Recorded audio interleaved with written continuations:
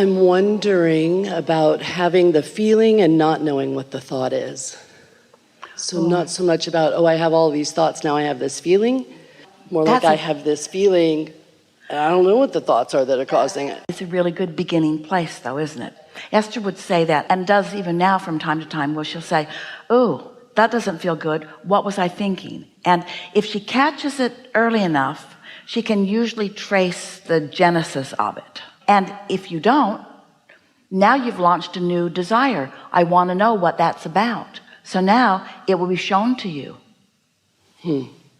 Think about what your question is. I want to know what my stumbling block is. I want to know what thoughts I'm thinking that are bogus and that are in my way of something I want.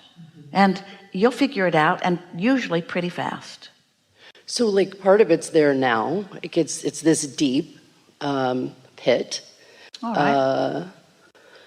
Almost like nervous, like I'm trying to find. I can tell you what that is. That nervous feeling, that concern about what others are thinking, is about wanting to get it right. See, that's what humaning does. You think that you've got to get it right and that you want to be perfect, instead of understanding that you are a constant, eternal work in progress. So you can't get it wrong, and you never get it done. And the reason you can't get it wrong is because it's never done. So it's something about that. Were you feeling it before you got up here? Yeah, I mean, I feel it in my life often. If I just, in some ways, I go away. It's a spinny, Do you feel it more when you're with others or when you are by yourself? More by myself. I feel like a compass that's just spinning and I have no idea what direction to go. If you're feeling it more when you're by yourself, then it's simply contradictory thoughts within you. It's you having desires that your thoughts are contradicting.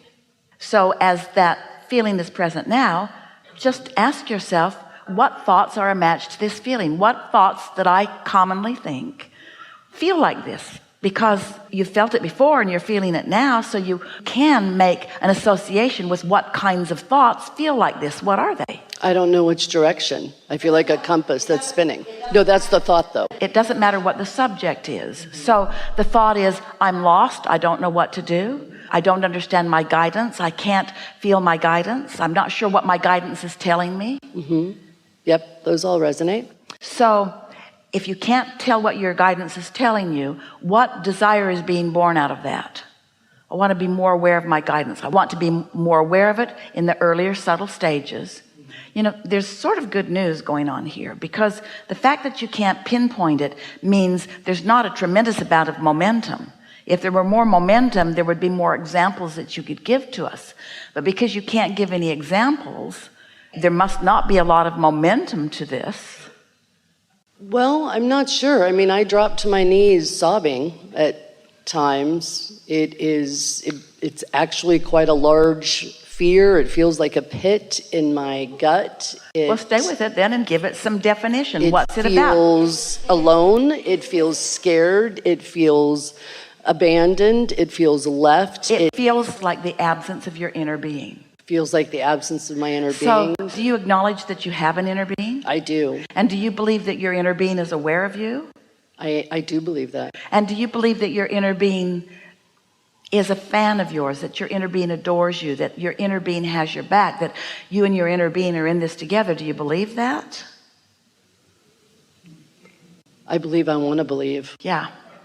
But maybe I'm not sure that maybe I don't trust it. You don't believe it. You don't believe it because you can't see it and hear it and smell it and taste it and touch it. You can see the humans, the fickle humans, but you can't see your inner being. You can only feel your relationship with your inner being. So here it is. If your inner being did not exist, you could not feel that feeling of its absence.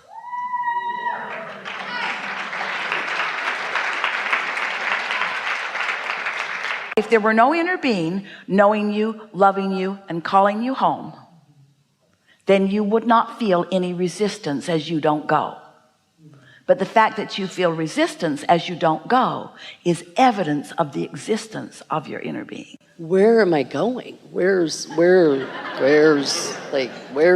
You're going to clarity, you're going to enthusiasm, you're going to love, you're going to good ideas, you're going to the path of least resistance, you're going to places where things you want are, you're going to more prosperity and more clarity and more wonderful things. You're going to where everything you've ever asked for, whether you've been consciously aware of it or not, is. That's where you're going, because that's where your inner being is, and that's what your inner being is calling you to. I want to go there. Yeah, you do. Yeah, you do. Yeah, you do. And not going there sucks. Not going there feels awful. And so acknowledging that your inner being exists, which you just did. So now never again will you have that feeling that you won't know. I'm thinking a thought in opposition to what my inner being knows about this. And as you start knowing that, you'll start catching yourself in a thought of not appreciating something, or a thought of blame about something, whether it's someone else or yourself. You'll catch yourself in the thought, and then it won't feel like this big mystery anymore. You'll realize, I'm thinking in opposition to my true self. And you know, it's not just the you that was you the day you were born. It's the you that has been evolving ever since. You have become, through your life experience, this evolved, expanded, powerful, attracting being.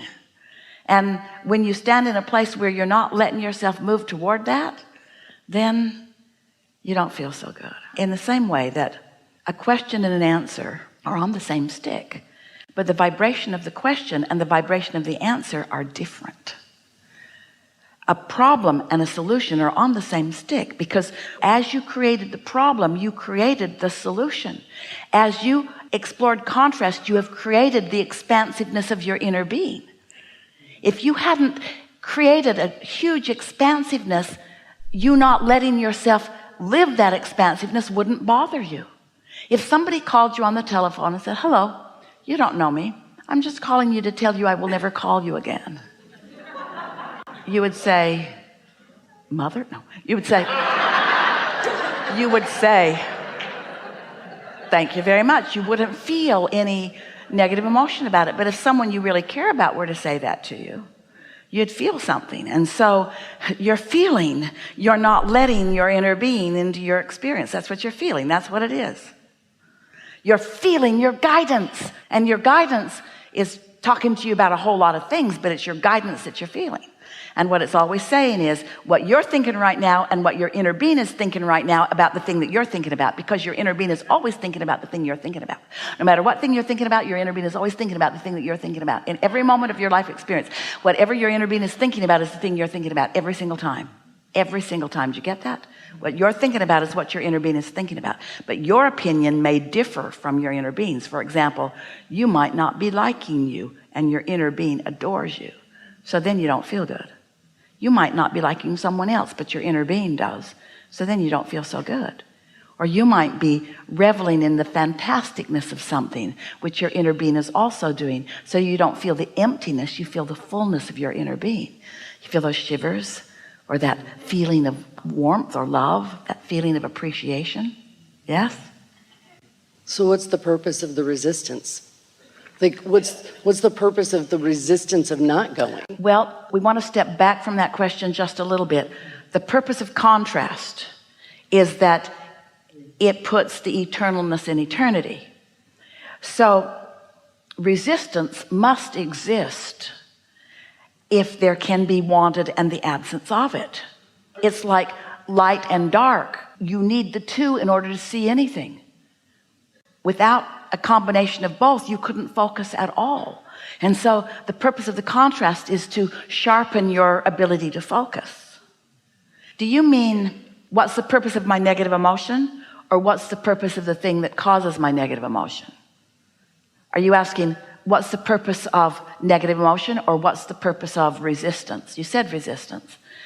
The purpose of resistance is, in every particle of the universe, there is wanted and unwanted. It just must be. Otherwise, there can be no ability to discern and no ability to expand. And so then the purpose of negative emotion is to indicate the contrast so that you can make decisions. Really good. Really good. Wonderful stuff.